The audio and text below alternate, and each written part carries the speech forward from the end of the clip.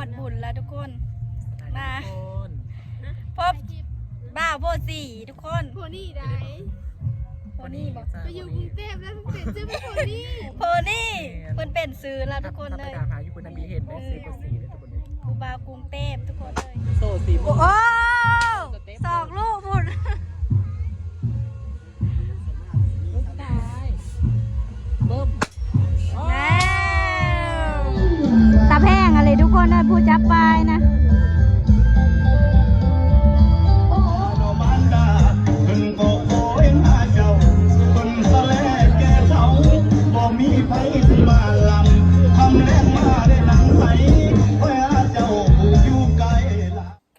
สบายดีพ่อแม่พี่น้องและ FC เมอร์สุกุสุคนนะทุกคนเข้าสู่ซองสมสุขสาวผู้ไทยทุกคนเมื่อนี้กาพบเดียตอนใส่สวานะทุกคนเมื่อนี้คอยซีพาทุกคนไปเบิ้งบุญโกคัมเป้ทุกคนมือสาวนี้ค่อยลงขายเคิงแล้วกับสาวนิมเซตมาสาวนิมเซตมาว่าอันไม่ได้บายทางเลอบ่อแล้วก็ค่อยว่าบ่อเพื่อนโซนไปบุญโกคัมเป้ทุกคนค่อยกะบิดี้เคยไปยักเธอดอกแบบนั้นนะแต่กะคอยซีพาทุกคนไปทับส้มเบิ้งน้ำเดียวทุกคนค่อยกับบิเคยเห็นยักเธอนะค่อยกับบิดี้เคยไปแบบกลางเว้นนะมีแต่ไปกลางคืนเธอนึ่งมูโซนไปแล้วก็ไปแล้วมื้อนี้นะคอยซีพาทุกคนไปเบิ้งกลางเว้นมันสีเป็นบรรยากาศแนวเลยนะทุกคนสีน้อยหรือคนสีลายกะไปเบิ้งน้ำเดียวทุกคน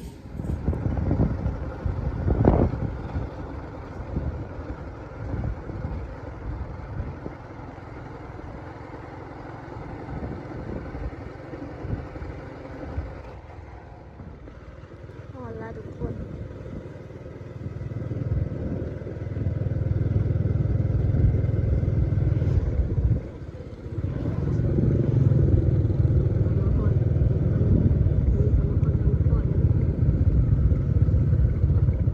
เขาติดสติกเกอร์รถทุกคนเลย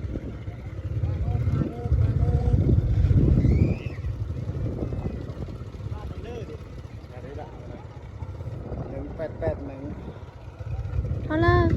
เขาแห่หอเพิ่งทุกคน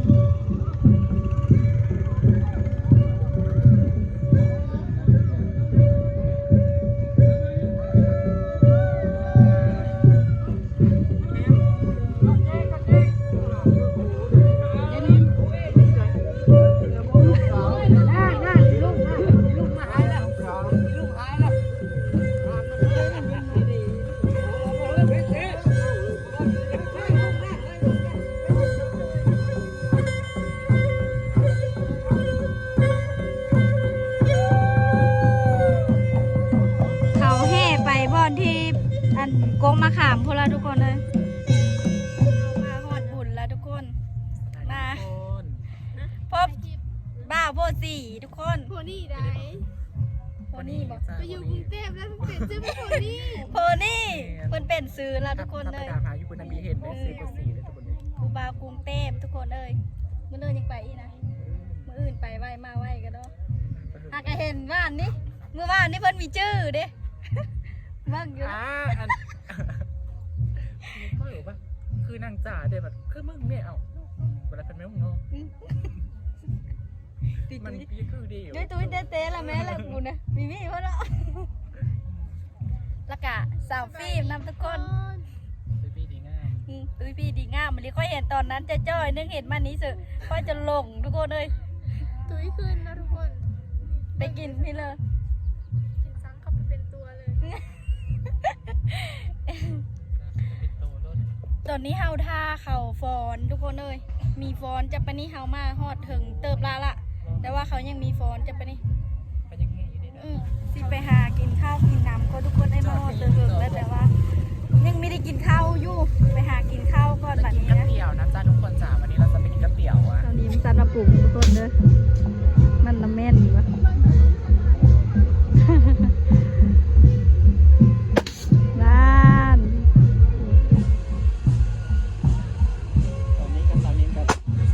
โอ้สองลูกบุญตายเบิ้มเ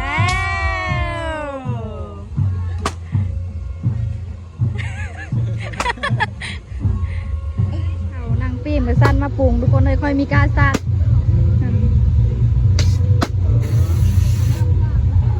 ว้าว เอาซิปเอาซาว คนสีเพื่อนก็ได้เท่าเลย ได้10 บาทหนึ่ง20 บาทหนึ่งแต่ก็ได้สุดแล้วจอกตัวเลยตัวนี้ เด้เจ้านะ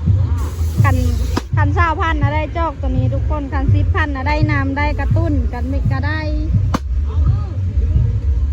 น่ากินเฟอร์ทุกคนเอ้ยน่ากินเฟอร์อยู่อันนี้คือสีแซ่บเลยทุกคนเลยคนกับหลายแล้ว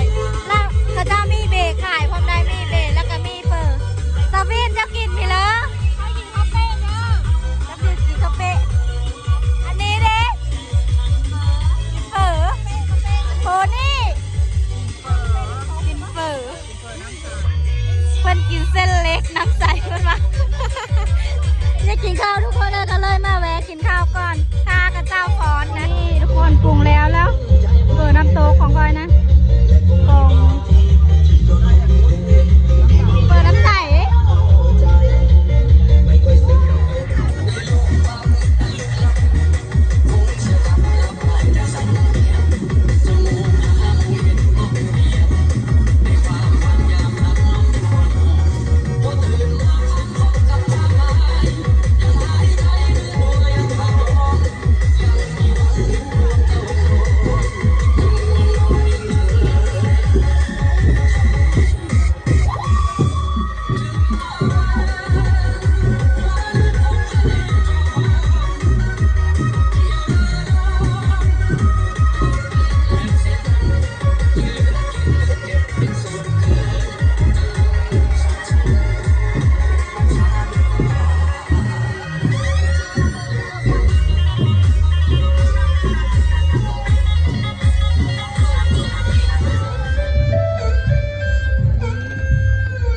น้องนักเห็นทุกคนฟอนบอสฟอนลำผู้ไทยเมืองวัง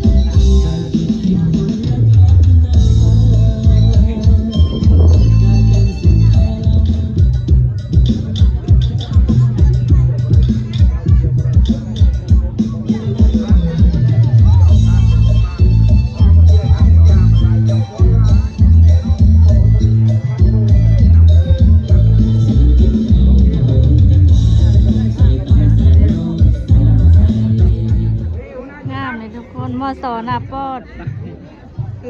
ผู้จับปองงามๆทุกคนเลย คนมีแต่ผู้ลือลอยอยู่ ผู้สาวผู้บ่าวก็มีแต่ผู้ ถ้าง าม พร้อมแล้วก็ ผู้ไทย ถ้าพร้อมแล้วแจ้งคณะกรรมการเพิ่นเปิดเพลงเด้อแต่ได้กูอาจารย์พร้อมแล้วก็พร้อมแล้วเอาเปิดเลย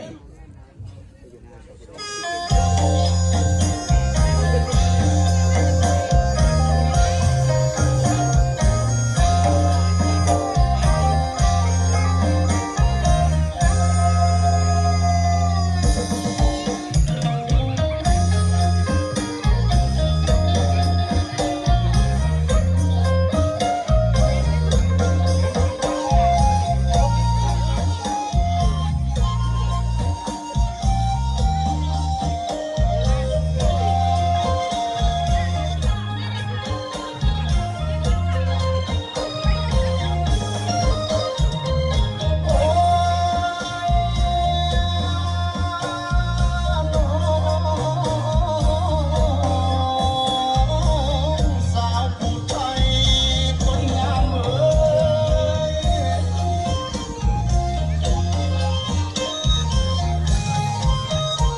นางเอ๋ยนางขอเสียงบอกทั้งพานุ่มนาดน้องส่งหาลาเขาพาเด็กดอกเลดอกเลดอกเล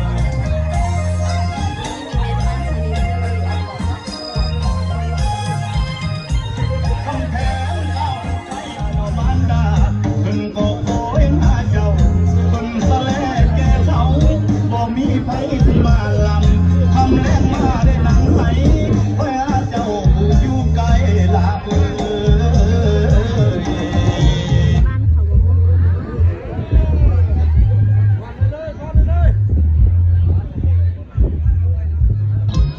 อย่ามัวอยู่เสยน้องเอ๋ยขึ้นมาบ้านเฮาทงนาดอนโน่นกระเรายังคอยใจขึ้นมาปัดใดขึ้นมาเที่ยวบุญเดือนสามออกไม่สั่งคำขึ้นมาฟังคำฟังลำมาเถิดฟังคำสาวเฮาผู้ไทย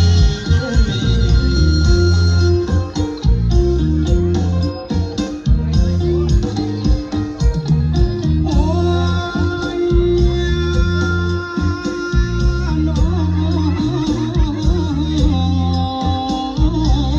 งสาวเผ่าผู้ไทยเอ๋ย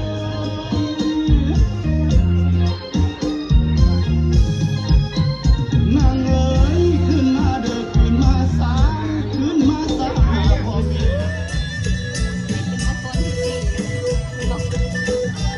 แม่ล่างที่สี่แล้ว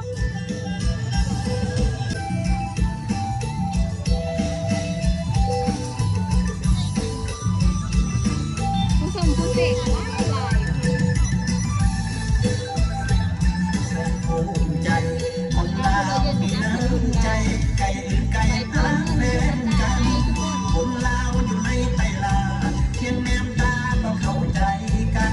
สงครามที่เขาอ่านคนลาวเขานั้นทำเสมอ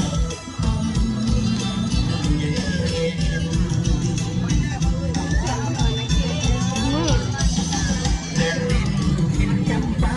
สนสายาเขาเปลี่ยนเสียงเขียนชาวบ้านเขานี่เอ้ยหมดเทเดเมืองเรานี่เอ้ยหมดเทเดบ้านเขานี่เอ้ยหมดโอ้โหเราโอ้โหโอ้โหเราโอ้โหหมดเทเดละเมืองเรานี่เอ้ยหมดเทเดละเมืองเรานี่เอ้ยหมดเทเดบ้านเขานี่เอ้ยหมดเทเดเมืองเรานี่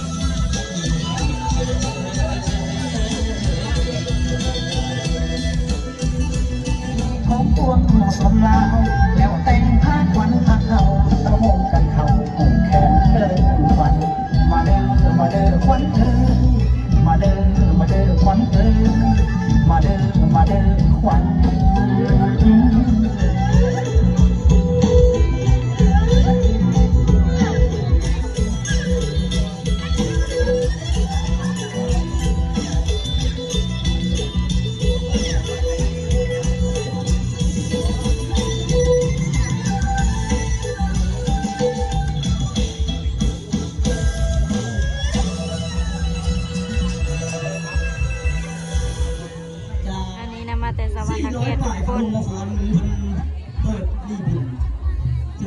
ผู้ยาผู้ยิ่งแถวบ้าน มาแต่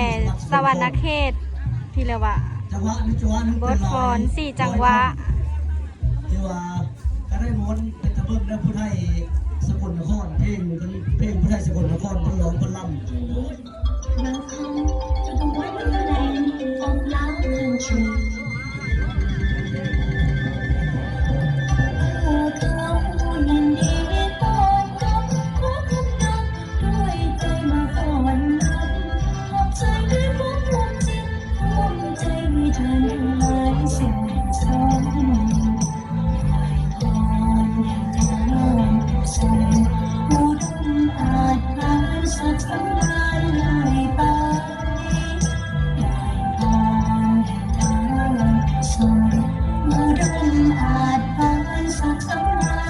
ตอนนี้เราก็ได้ออกมาแต่บอลข่าวฟอแล้วนะทุกคนตอนนี้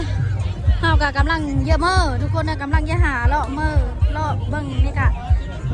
เบิ้งงานบางนี้แล้วกันเมื่อตอนนี้กะคำรัดจมูกกับเยอะเมื่อแล้ววันนี้กะไม่ได้อยู่ฮอนมือแรงดอกเพราะว่าบ้านเวงกับบ้านหน้าปอดกับไม่ได้เคอเดปลาเลอร์นะทุกคนไก่เติบ